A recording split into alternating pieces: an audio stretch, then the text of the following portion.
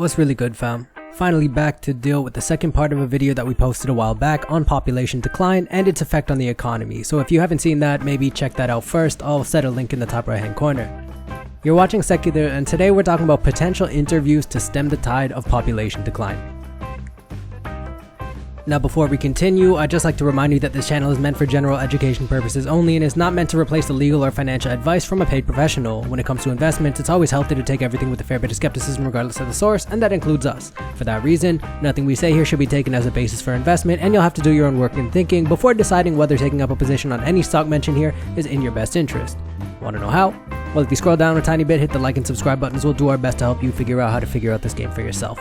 Now with that being said, let's get to it. Now I already feel like this video is going to be quite long, so I'm just going to quickly review what we did on the last one before we get into what we're talking about today. Basically, in the last video, we identified the main problem with low birth rates and population decline with respect to economic output. Basically, lower birth rates means lower access to workers.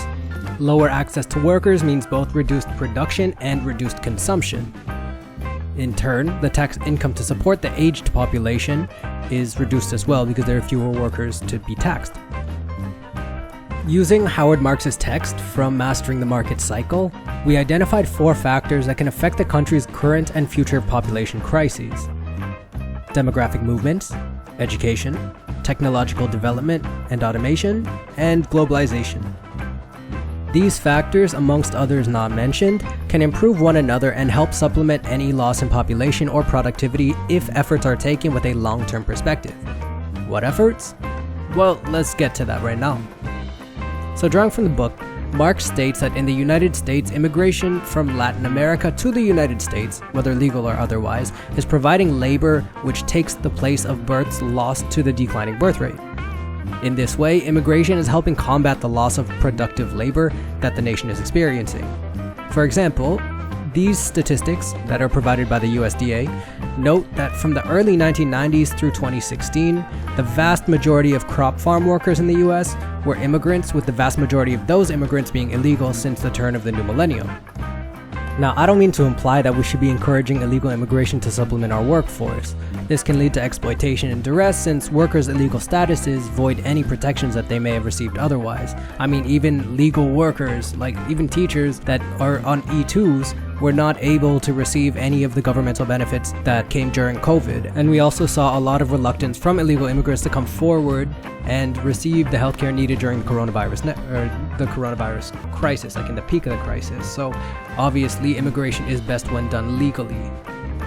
However, that would require a really strong immigration infrastructure, and that's one thing that I believe that can very much help ease the burden of such a steep decline in population that our country is facing, and that's providing easier avenues for immigration. Now in the Republic of Korea, there are really only a few handful of visas that allow for permanent settlement right off the bat, including marriage migrant visas, the overseas Korean visa for co-ethnic immigrants, visas for high-skilled professionals and investors. Basically, it's really difficult for non-ethnic Koreans to legally move and settle down in Korea for the long term. Additionally, for many men under the age of 38, naturalization entails mandatory military duty, which they may not be willing to do. This means that while expats in the workforce as teachers, engineers, farm workers, factory workers, or what have you do provide supplemental labor in the short term, the potential of maintaining these workers as part of the workforce going forward isn't only not guaranteed, but also unlikely. And this is because of the difficulties that they face when attempting to maintain their residency without being tied to their employer. Additionally, permanent residence visas such as the F27 visa, which is a long-term points-based residency, are extremely restrictive and becoming even more so with every revision. One aspect of the point system, age, makes it really difficult for a permanent resident to maintain their residency in the long term without significantly improving their earning power or marrying a Korean national. Now, while there are good reasons to restrict immigration, opening doors to immigration is one of the quickest ways and most economically efficient ways to increase your population, and we went over that in the last video. Still, there are downsides to immigration, such as cultural and social conflicts that can arise between foreign-born and raised populations and native Koreans. Xenophobia, discrimination, and racial hierarchies may lead to hate crimes, ghettoization, or social estrangement. Education would be necessary at all levels for everybody to help everyone adjust and adapt to a more diverse population and their needs. Ultimately, demographic changes and globalization come with the threat of making Korea less ethnically and culturally Korean, which, depending on who you talk to, may be a price that's too steep to pay. Personally, a collapsing economy bothers me a little bit more, but I have no racial or historical attachment to this aspect of the fray, nor do I have any affinity for ethno-states, but my opinion is just my own and it doesn't actually really matter because it doesn't influence anything anyway. But I digress. When considering the category of democratic movements and its role in addressing the problem of population decline, improving the infrastructure that allows for more immigration and settlement or naturalization can supplement the falling birth rate. But doing so comes at the cost of reducing the racial and cultural homogeneity of the country. Furthermore, it runs the risk of exacerbating existing inequalities and upscaling any cultural conflicts between native Koreans and immigrants that choose to come over. Now next, in addition to easing the restrictions on immigration, another way of slowing population decline or addressing population decline may be to provide more financial and infrastructural support for young families. According to this article from Hankyoreh, while the fertility rate for married women is over 2, marriages are decreasing at a rapid rate as social mores and economic anxieties pressure young people to stave off marriage until they feel financially prepared to do so. Traditionally, financial preparation for marriage used to mean owning a house, but with housing price booms and loan tightenings, it's becoming much less likely that young people will be able to afford a house or apartment, which exacerbates the problem. Generally, most people want to be financially secure before they get married, but financial security is becoming ever more difficult to achieve. Additionally, childcare is both labor and cost intensive, especially with the private education system exacerbating existing wealth inequalities and making hagwon attendance and private tutoring near mandatory. This is even more difficult given that childbirth often leads to career interruptions. For this reason, providing more financial and infrastructural support such as free high-quality preschool and after-school programs, basic monthly incomes for nursing mothers and young families, high-quality affordable housing for young families, or similar programs like these, society can help further shoulder the cost of childcare in the short to mid-term with the interest of avoiding long-term economic disaster caused by such a low birth rate that we're going through right now. Now, if we consider this in tandem with the previous point about immigration, the logical next step is to create supports for the ever more common multicultural family, which includes, but is not limited to, financial support and cross-cultural education for all students to combat any racial prejudice that biracial children may face. This education, mind you, should also apply to not just the multicultural families, but to regular Korean families as well, because it's just fundamentally inequitable to place the entire burden of assimilation on the immigrant population. Right? It's a give and take. Everybody gotta play nice because everybody gotta eat. Now luckily we do have NPOs like We Hope over in Ulsan, Busan area, Pohang, who've done great work filling the gaps for their communities, but the government closing these gaps for everyone in every community could be a massive game changer. Now, as with opening immigration, these programs are likely to be met with fierce backlash from those who choose not to bear children, yet must subsidize the upbringing of other people's children even more than they already do. Also, the reshuffling of tax expenditures and the potential tax raises that this entails may also lead to further backlash. Now, while we may know that these initiatives can help stave off a future population crisis, presidential terms are only really 5 years, and in a liberal democracy, there's almost a disincentive to address long-term problems if it jeopardizes the outcome of the next election. Thus, if any of these things are going to get done, it would need bilateral support from the two main parties, which is why it's great that there's a third option that can help address the population crisis that everybody agrees on, and that's tech and automation. Now, while it's not a silver bullet, this is one of those horses that the government and the nation's major companies have put their biggest bets on. As an international leader in technological innovation in nearly every sector, whether it's semiconductors, home appliances, artificial intelligence, personal electronics, biomedical procedures, biochemistry, robotics, or that home horseback riding thing that I keep saying on Tangan, there are companies across the country pushing the boundaries on the technological front. Behind these companies are subsidies, funding, and bond purchases by the government and public banks that aim to make our lives easier in the long run. Through this funding, the government achieves a few things. First, it works towards replacing the productivity of workers without actually having to replace the workers themselves by increasing the individual capacity of each worker. We've seen this time and time again in history. For example, the invention of the ox-drawn plow, which made more efficient farming and reduced the need for hundreds of laborers. Then the invention of steam engines freed the capital that farmers needed to feed and care for their working animals. Now, internal combustion-powered tractors provide way more power, freeing up farmers to complete more tasks in the same amount of time, and cutting labor costs in many cases.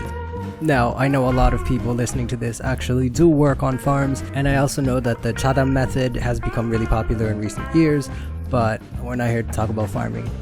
I'm down to talk about it though. If you want to talk about farming, hit me up in the comment section.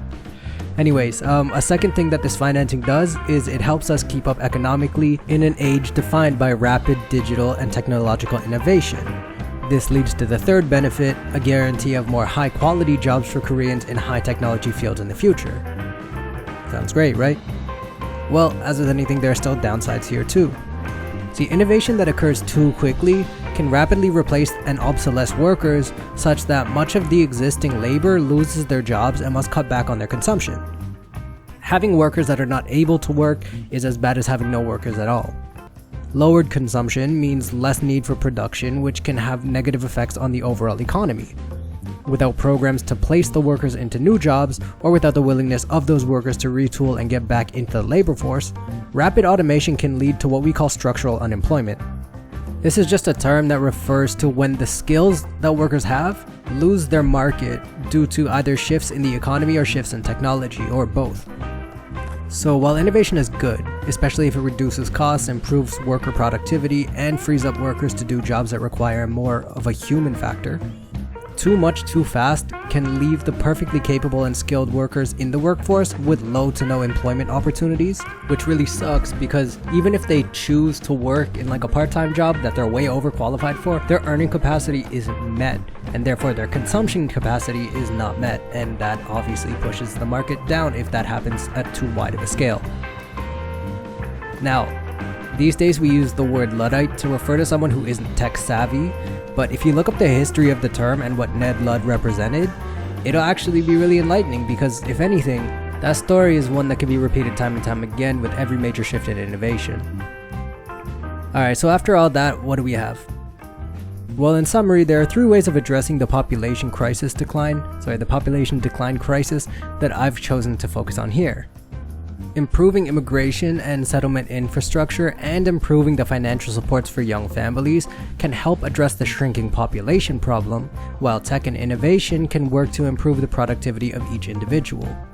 Together, these three interventions can help stave off the economic decline that's a near guarantee in the case of a rapidly aging and shrinking population like ours.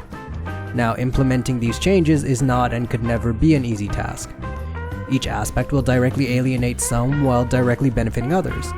Together, these interventions may not even be enough to fully avoid the crisis, but at least it's something.